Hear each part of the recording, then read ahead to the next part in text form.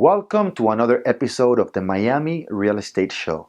Today, I have the pleasure to interview the Director of Sport and Entertainment Division for Sotheby's, Ben Moss.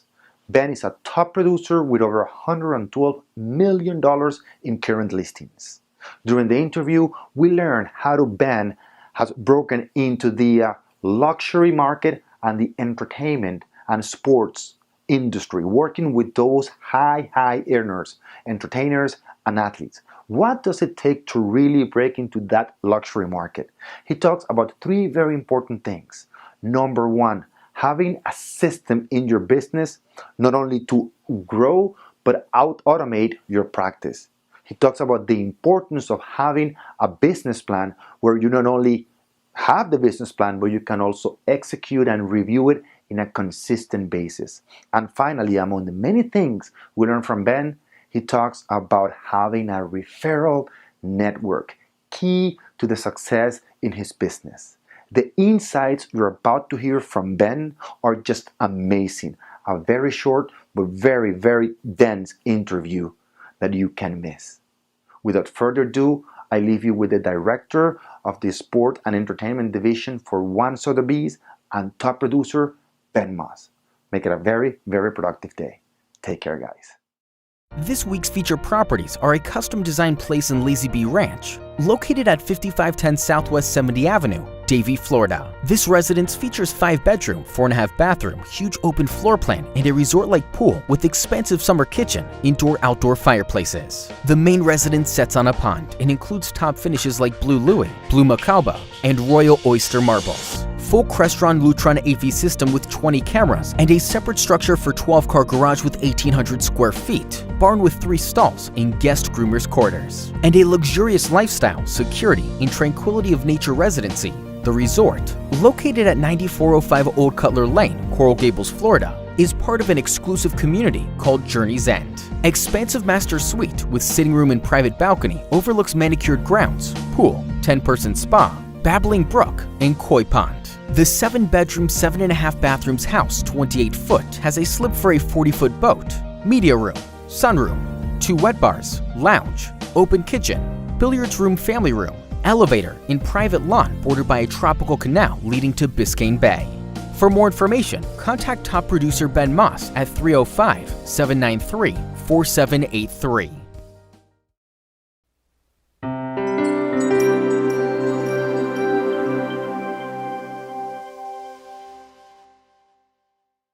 Welcome to another episode of the Miami Real Estate Show. Today, I have the true pleasure to interview Ben Moss. Ben, thank you very much for coming. I appreciate it. Thank you very much. The Managing Director for the Sports and Entertainment Division for Sotheby. So it's a true pleasure, and thank you for having me in your beautiful offices in Coral Gables. I appreciate the opportunity to interview with you. Yeah. Great job, Maggie, did with the offices. Maya's the best. She really is, in every respect. A lot of respect for Maya. You're right. So let's get started. All right. What's your background? Why real estate, and how long have you been doing? How long have you been in the business? I originally wanted to be a developer. Okay. Probably a lot of people do. And went to one of those real estate investment seminars. Okay. When I was in college, started knocking on doors Okay. and flipped a house almost by mistake. Made So some you money. did? Yeah, made some money, and I said, man, this is a lot of money for at the time. What I didn't realize at the closing table, the guy that I flipped it to flipped it to somebody else, who flipped it to somebody else. Okay. So there were a lot of people in the closing room, and I made the least money. But it was a great experience because I learned this is a very entrepreneurial business, and you know, I made a mistake because I didn't make enough money, but I was able to still get myself more than I was making at the University of Miami Library at the time. Okay, so I was very happy. And you mentioned to me, I'm sorry to interrupt you. Yeah. And you mentioned to me that you were in the commercial real estate. Yeah. So after college, I got into commercial real estate. I was with a company called Taylor and Mathis. Of course, a huge and, company. and landlord leasing, and had a great mentor. Loved it. Got into residential real estate almost by mistake, but I did that for 5 years. For 5 years. For and 5 years. How do you make the transition? What did you learn from commercial that helped you in the transition into residential real estate? Because I want to say something right now that I didn't mention at the beginning. Right now, you have over 30 listings, right? Valued at $112 million. Okay, I gotta sell those, but yeah, I gotta you sell gotta sell those, them, but it's over $100 million in listings right now. Over 30, you were the luxury market. And how that knowledge that you acquire from commercial real estate, you were able to capitalize and bring it into residential real estate. Yeah, in the commercial real estate world, you were dealing with institutional asset managers. At least I was on the landlord side. So, some managers had me report to them every week what was happening, and I hated Fridays for certain reasons because I had these Friday flashes that I had to provide for these. But that's structure. But it was structure, and I had to make the phone calls, and I had to do things to provide the information to the institutional client. MetLife. Right. If you don't mess around with MetLife, you give them what they want. Otherwise, they fire you. They can move on to the next one. So, a lot of the things that I learned in the commercial side, the structure, the reporting, have kind of helped me translate a lot of what I hope to be as a true professional in this business on the residential side, which I think, frankly, is lacking a lot of times. So you brought the systems from commercial into residential. Yeah, I kind of created my own systems in the residential side, Mm-hmm. but the idea that there have to be systems in place, that you have to communicate, you have to put it in writing, I create my own market analysis. I don't use the CMA that they use on the MLS. I do my own. It takes longer. I create it on Excel, but I really have to think. I write my own analysis out, and by the time I've done that, I really know the market and know the property and the sub-market that I'm in.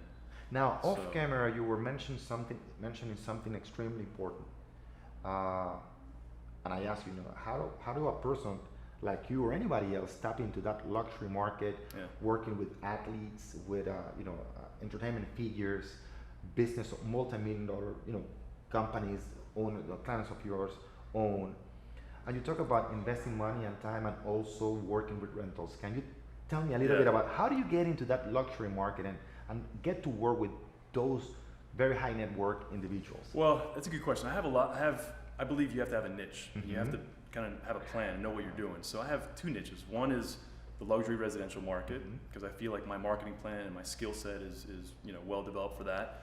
And then also the sports and entertainment side. And they do cross over, but not always.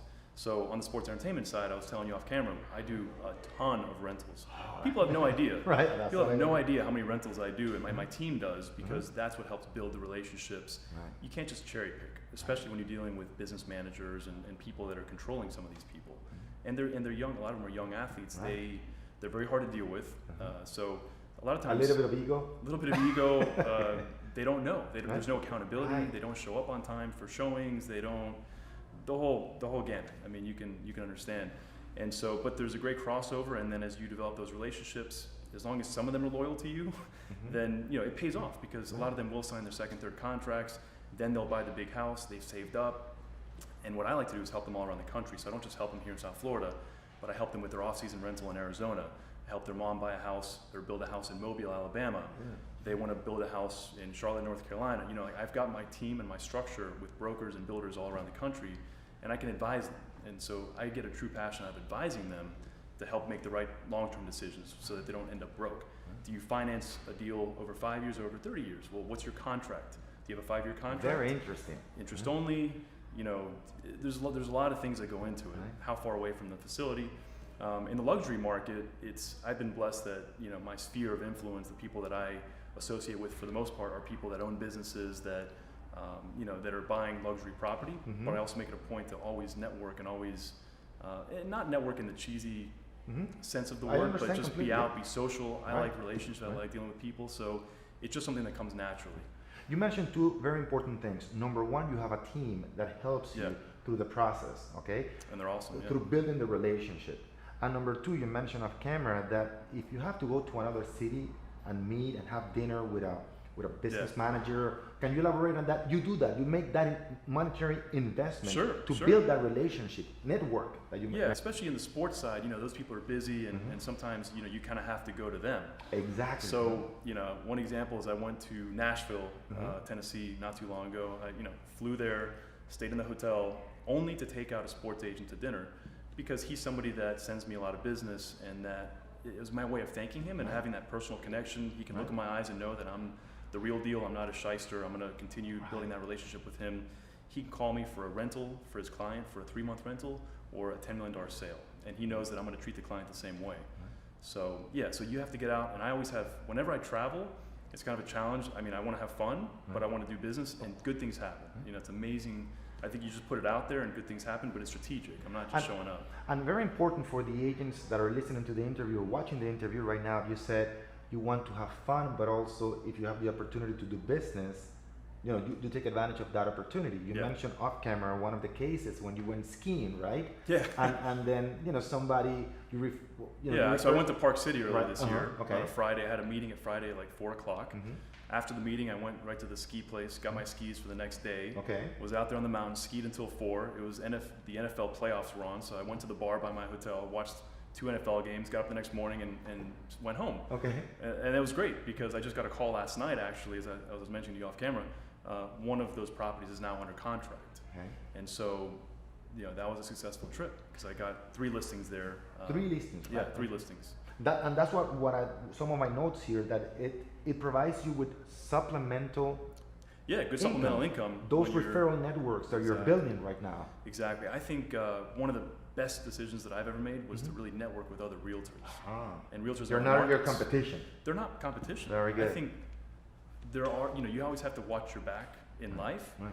But in this business, there are a lot of good people, and if you can kind of affiliate with them, and it doesn't matter what company they're with. I don't care if they're with Berkshire Hathaway or Telus Properties or Sotheby's or Corcoran. It doesn't matter. What I care about is the individual on the other side. And actually, my biggest sale ever was a pretty nice sale on Miami Beach last year, and that was referred to me by a broker in the Hamptons in New York, who I had referred a client to probably 5 years ago. So I am actively engaged in my broker How network. big that was? I'm sorry to interrupt you, and that's very important. How big was that sale? $25 million. $25 million. Yeah. And you were talking to me how you had to structure that. But understand, this came from a relationship built 5 years ago where where you were giving something to the other agent, not expecting anything in return. And then 5 years later, you have a $25 million sale. Yeah, and that's what I'm saying, networking with realtors in other markets. I'm marketing my properties to them, but I'm also picking up the phone and saying, hey, how are you doing? Or when I'm in New York, hey, do you want to get together for a coffee or lunch? It's just relationships. So I'm a big believer in that too. Definitely. Here's the big difference. Most people just want the quick sale, right? I go to New York, I visit you, send me business. Yeah. You don't send me business, all right, I don't call you anymore. Right. But understand, selling is not an event, it's a process, right? Yeah. Where you get to know me, you're aware of who I am, then you become educator, how valuable I am to you in Miami. Yeah. And then, only then, after that process, we go through that process, then you take action and send me business. Yeah, right? And I think a lot of the business that I'm not somebody who's ever built my career farming certain geographic areas. That's not a bad business model in the brokerage world. That's a good business model. And I'm trying to focus a little bit more on doing some of that. But up to now, what I've really done is nurture relationships. And I think, how do you do that? Well, the way I approach relationships is, how can I help somebody? It's almost like the Keith Ferrazzi Never Eat Alone mentality. If you've read that book, but I read that book and it resonated with me because that's kind of how I've been approaching business always, is how can I connect people? And I'm not keeping score. I mean, sometimes things come around. I feel like if you put good things out there, good things come back. In life, in relationships, in business, it's all one and the same. When we were in our coaching system, we say, it's give value. It's valuable information. The more value you put out there, it will come back to you. Not in different ways. It will come back to you financially. But you need to become that expert first. You become an expert, then you can promote as an expert, and then you can show other people that you're an expert that can bring value to them. Very important point. So you have a broker network. I have in my notes. You also do a lot of, since you work with such a high-end properties, you sometimes have to be a little bit creative. And you mentioned something, one of your biggest sales in Miami, a $25 million sale. Can you explain a little bit of how you have to create? That's what I like about this business versus the landlord leasing business on the commercial side. All those deals are very structured. You can only give a certain amount of tenant improvement dollars on a 5-year lease term, for instance. On the residential side, you're dealing with very sophisticated people at these levels. So on that sale, we were $5 million apart. And $5 million is a lot, but it's not that much. Well, $5 million is a very nice house in Miami. Right, but when you had the $25 million listing, I knew it for that type of client, enough. It's not. And it was a unique property. I knew we were close enough. So I racked my brain for like a good day or two trying to figure out how can I put this together. I can't lose this deal. I mean, this is huge, obviously. So I ended up being able to convince the buyer not to buy the real property, which is how most transactions are done, but this property was owned in an offshore corporation. And I knew that if I could, and I talked to some tax people, and then approached the buyer and said, look, and I approached my seller too. I had to convince my seller first. Very interesting. Pay attention. This is very interesting. He wouldn't negotiate at all. Your seller, your seller would not negotiate. Right. $25 million. $25 million. That's what it's listed for. That's what I'm going to sell it for. I said, okay, fair enough. But if I can bring you a $20 million offer where you pay no capital gains, it's the same thing as getting a $25 million sale. Great. And he thought about that, and he ultimately had to concede because I was right. and it made sense for the buyer because the buyer was only paying $20 million. Right. But it depends from which viewpoint. So I still think of it as a $25 million sale. Of course. The buyer thinks of it as a $20 million sale. Right. But ultimately, I was able to save my client based on his tax, or his basis in the property, the amount equivalent to $5 million in capital gains taxes. And it was done legally above board. I mean, there were attorneys and high-end tax people involved, and we got all the opinions and justifications for doing the deal that way, and it worked out. So yeah, I mean, it just came to me in a moment of stillness, and I had to rack my brain though a little bit for it, and it came. But that's a key point, and sometimes and to close those type of transactions, sometimes you need to be very creative, help the buyer, help the seller, and everybody involved. Now, let me ask you a question. Any book that you would recommend our audience that you think would be of value to them? And I know you're a reader me, so I don't read enough. I don't read as much as I would like to. Okay. It's usually like 20 minutes when I'm falling asleep and the book falls on my face, and then I don't remember what I read, so I have to start again the night before, the night after. But I mentioned Keith Ferrazzi, Never Eat Alone, and the title put me off for a while. Well, it's a great book. But it's a great book, and I definitely recommend that one. Think and Grow Rich by Napoleon Hill really resonated to me because classic. I believe in energy, and I believe in what you put out there, and when you can kind of feel something, not just think about your goals, but feel your goals. Right. It's amazing how they happen. And that's one thing I got from that book. And also know what your goals are. Go through them every day. Right. Your affirmations, right? We talk about that, and I always show my little paper right here.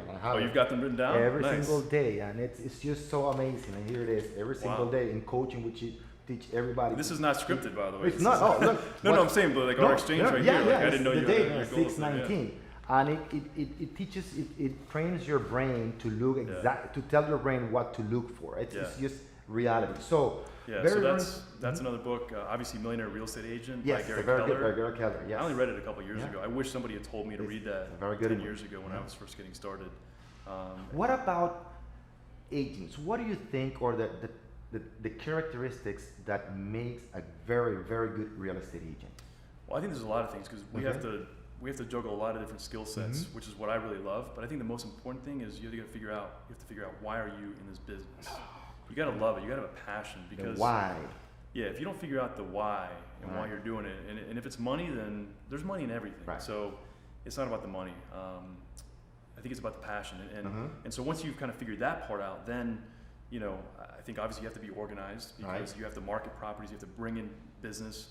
In the case of people that have a team, you have to kind of feed the team, keep them energized and engaged. You have to have high energy because we work long days and 7 days a week. You have to know when to pull the plug and not be working and spend time with your family, because success to me isn't about how much money you make or how many deals you close. It's about, hey, I'd rather make less money and spend more time with my family. Exactly. And so it's just keeping it all in balance. And I think that's probably the main thing is, if I had to pick one thing, it would be organization, because you have to keep everything in balance and your business in balance as well. So key, it's the beautiful thing about organization, it's time, right? And we all have the same 24 hours, 7 days a week. Now, the difference between the people that make $100,000 and $100 million a year, it's about the activities, right? Yeah. It's about organizing and leveraging. You mentioned your team. We can do it alone. Right. And you have a team for that. Organizing your team, delegating so you can replicate. One thing that I learned a long time ago, my previous coach, I always had coaches. People, I think it's much easier to ask who can help me instead of asking how can I do it. Right. It's much easier. Right. And one of my first coaches taught me how to sell one-to-one. Okay. Right? And that was good. But when I didn't do it, I didn't get any results. Okay. Right? So it's just I couldn't leverage myself. Now, one of my mentors taught me the difference between selling one-to-one and one-to-many. That's the beauty and how you can automate yourself, replicate yourself through a team. Right. So that's key in our business. So any failure that stands out from your career, from your business, from all these years doing real estate, what did you learn from that, and how do you apply the learning lessons in today's business? Yeah, well, I mean, I think you're not evolving if you're not failing. Right. So I think failure is a good thing as long as you don't hold on to it, you let it go, and you realize there's a lesson here from that. So yeah, I've had lots of failures. One was a huge deal I was cut out of because I trusted the seller to pay a commission for an unlisted property, and I was kind of bringing the buyer, and then I came to find out later the buyer had bought the property, and so I said, okay, shame on me. I should have protected myself. I could also look back at starting a company with an old business partner, and that was great. We both evolved from it, and I learned I don't want to run a small business anymore. I'm stretching myself too thin. What I enjoy doing is selling and bringing in business and marketing. I just want to be a realtor. I don't want to be a broker running an office and doing QuickBooks on the side and managing a bunch of people. Yeah, discovering exactly the why and what you want to do. Yeah. Right? So just going through that process and realizing, and I wouldn't change anything because I am, I appreciate where I am now and what I have going on right now because of the things that I've gone through to help me get here. So now, what tools do you use to organize yourself? As far as technology tools? Technology or any methods that you use in your business to keep yourself organized. Well, my assistant would probably rattle off like a million different things. We have sheets and lists for everything. Okay. And obviously we have Dropbox. We share everything together in real time. Actually, I'm proud to say this with Sotheby's. There's a great system out there called App Files. Yes. And I was using that before. Okay. And Sotheby's is now using that. I kind of introduced that humbly. I want to say introduced that to Sotheby's and said, you guys have to use this. I mean, it revolutionized my business. I thought that was the cleanest way, so it's awesome. I mean, I have it on my phone, my iPad, my tablet, my computer. Very good to know. In real time, everything is there. So that has been by far the number one technology tool to keep me organized. And what advice would you give a new agent that is getting started in the business? Let's say, Ben, you've been very successful. I'm new in the business, just got my real estate license. What are the key two or three things that I should do to become as successful as you are? Yeah, well, I think, first of all, I have so much more that I want to achieve. I mean, I'm still the same way a new agent is growing from this to this. I'm growing from this to this, in the same way. And so I'm always trying to find new things. But for somebody brand new in the industry, I would say, find a mentor, find maybe a team that they can join, that they can start getting some business from. Because as with me, I have a lot more deals than I can handle. I'm blessed to have that going on right now. So I have to leverage. I have to be able to bring people in. And I know enough to know that they don't need to work with me. They just want to work with a certain level of service. So if I can train my team to kind of do things the way I do it, they just want professional service at the end of the day, and accountability, and people that are trustworthy as well. So I would say find a mentor if you can, and write a business plan. And be specific. What are the 3 or 4 ways that you're going to bring in business? And be specific about them. And how much money are you going to spend? And how much time are you going to give those things? And I think a lot of people think they know their business plan in their head, but when you write it down, you have to write it down. Write it Exactly. down. Now the final question before we go, because I know you're a busy person. One piece of advice for an experienced agent. Well, I would say if there's listen, in the luxury side, we deal with a lot of egos. Okay. And I would say within the luxury real estate market, there are, you run across realtors who they're very successful, they make a lot of money. I don't know how balanced their lives are in some cases, because I would look at them and say probably there's some balance missing. But I would say if we could all just remove egos, we don't need more egos in a transaction. You have a luxury buyer and a luxury seller. Buyer and a seller, yeah. So let's just come together and find a way to make it happen. And I would say, that I say kind of half kidding, but it's true. The other thing really I would say is focus more on the referral network, because the referrals for me have brought me business in South Florida, listings and buyers, and have brought me a lot of passive income or supplemental income that I wasn't forecasting for the year because of business that I've helped generate for them. And it's amazing. I mean, it's a great network to have. So build that referral network. Ben, it's been a short interview, but what a great insights you've given us. I really appreciate the time. The footnotes we're going to put in our site are going to be unbelievable. Good. I truly appreciate the time. No, I appreciate you having me on. It's awesome. Yeah. Thank you for having us in your beautiful Sotheby's offices in Coral Gables. Anytime. Thank you very much. Till the next episode, make it a very, very productive day. Take care, guys.